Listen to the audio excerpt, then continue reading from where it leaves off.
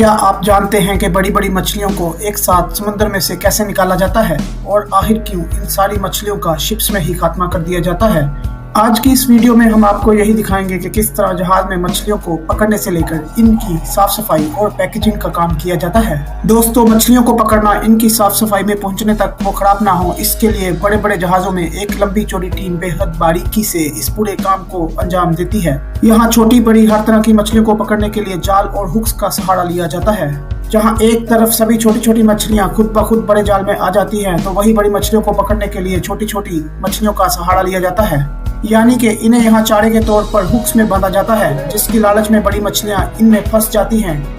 अब वैसे तो शिप में ज्यादातर काम को तेजी से पूरा करने के लिए मशीन का इस्तेमाल होता है, मगर कुछ काम मैन्युअली भी किया जाता है। यहाँ हुक्स के साथ लगी चेन या फिर रस्सियों पर खास तरह के इन्फ्लेटेड बलून्स बांधे जाते हैं ताकि रस्सियाँ पानी में ज्यादा नीचे ना चली जाएं।